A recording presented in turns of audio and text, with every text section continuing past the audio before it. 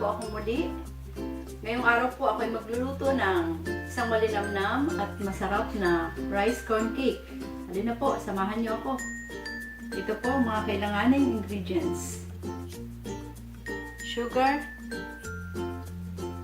coconut milk, mais,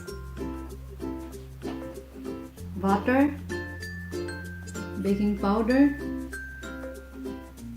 eggs, and glutinous rice flour. Iga-grind na po natin ang ating mais dito sa ating grinder. Dapat po cream ito kaso wala pong available na cream kaya ito pong buo ang nabili ko.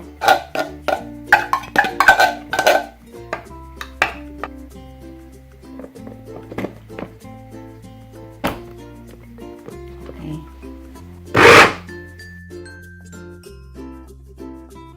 Medyo dahan-dahan lang para hindi siya madurog ng gusto. Okay na po. Okay na ito para hindi siya durog na durog. Kakumbay na po natin ang lahat ng ingredients. Unahin po natin yung ating glutinous rice flour. Maglalagay lang po tayo ng mga 2 cups.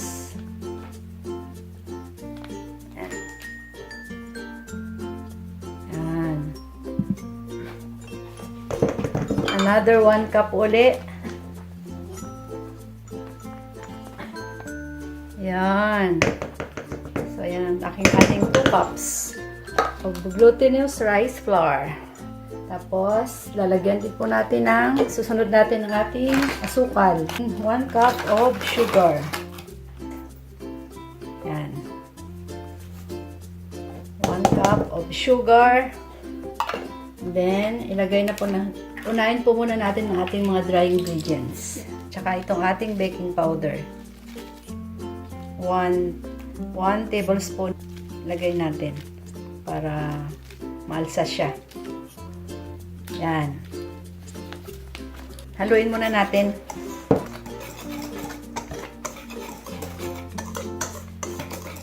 Sunod pala muna natin itong ating butter.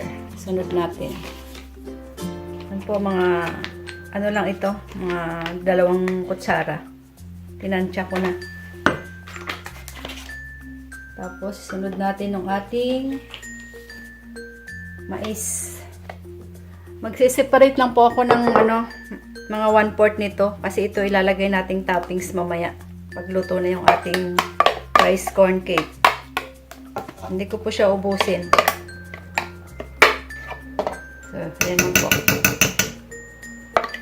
Then, ilagay natin yung ating eggs.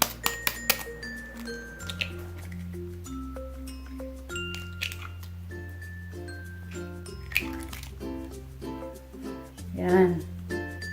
And then, last but not the least, yung ating coconut milk. Yung ating gata.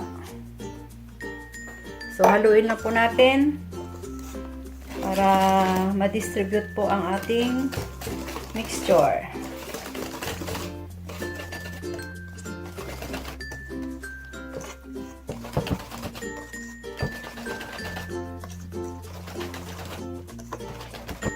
Kapit sa braso.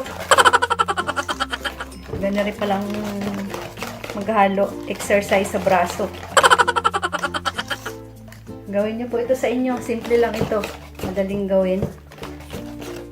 Ayan, na-dissolve na pong ating mixture. So, ilalagay na po natin siya sa ating baking pan. Magigrease lang po ako ng butter dito sa ating pan. Sigurado pong hindi dumikit ang ating mixture. So, ibubuhos na po natin siya.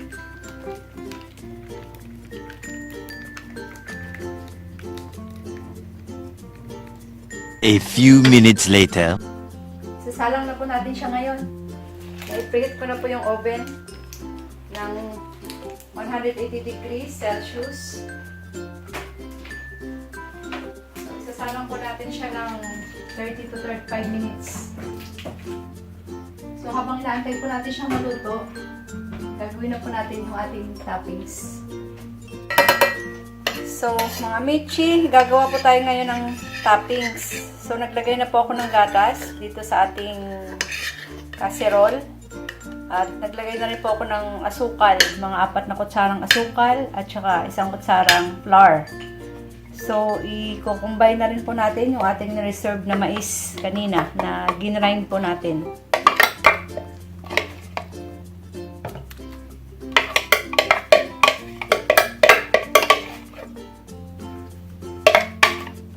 Lulutuin po natin siya. Ilalagay po natin mamaya doon sa ating ibabaw ng ating rice corn. A few moments later. So ito po, naisalang ko na siya sa ating kalan. So bali, hintay na lang po natin siyang maluto hanggang sa lumapot. So ito po yung measurement nito ay ilalagay ko na lang po doon sa ating description box. Soon after. So, ito na mga michi, ang ating toppings. Malapot na siya, oh. Halos luto na po ito. Patayin na natin ang ating kalan. So, chicken po natin siya kung luto na. So, medyo luto na po siya. So, tatanggalin ko lang po siya dito sa loob at ilalagay po natin yung ating toppings. Then, babalik po natin ulit.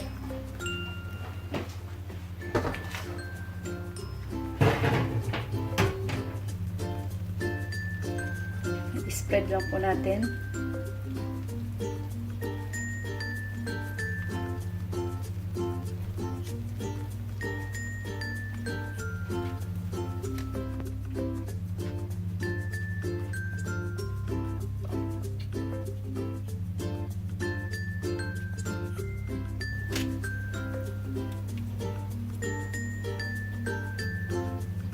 So, ayan po, nailagay na natin lahat ng ating toppings. So, ibabalik po ulit natin siya doon sa ating oven. Sasalang natin siya ng mga at least 10 minutes para maluto na po siya ng tuluyan. Okay.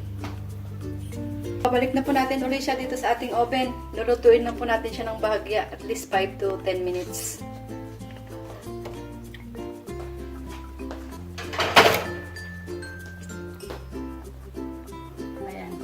Wait lang po tayo ng 5 to 10 minutes. Eventually. So, after 10 minutes, chicken na po natin. Ayan. Tingnan po natin. Agyan lang natin.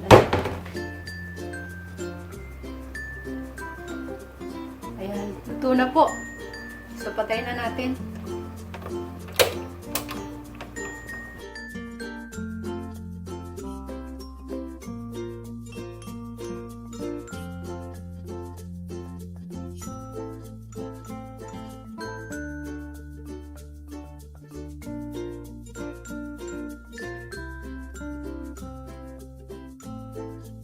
Po, na-transfer ko na po siya sa ating plate.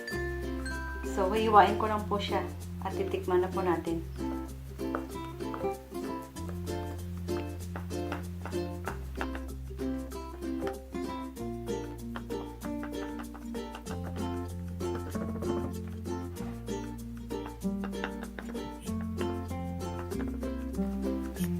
Wala ako ng spatula.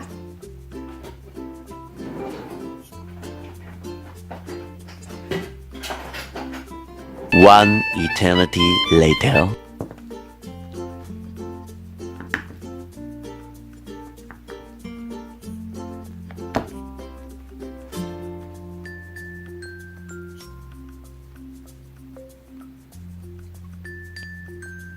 Yun.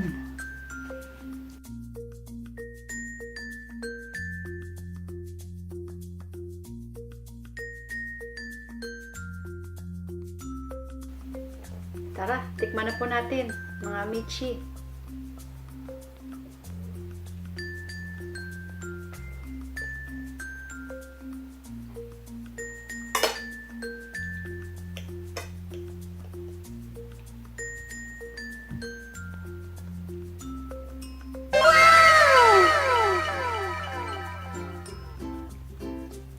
Tamang-tama lang po yung texture niya.